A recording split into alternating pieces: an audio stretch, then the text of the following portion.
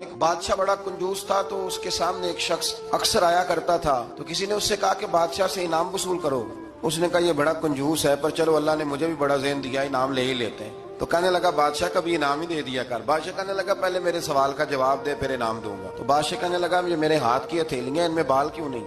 پشت پہ ہے تو ہتھیلی پہ کیوں نہیں؟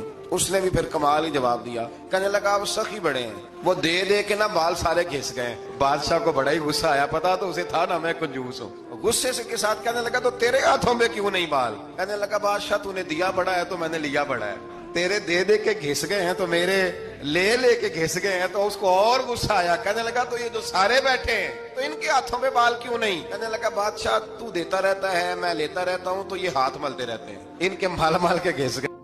تو بادشاہ کہنے لگا بندہ تو سیانا ہے، تجھے کچھ نہ کچھ دینا ہی پڑے گا۔ تو کچھ لوگوں کے نا مال مال کے ہی اللہ دیتا ہے، نوازتا ہے، پر ان کے حسد کر کر کے یہ ہاتھ گھس جاتے ہیں۔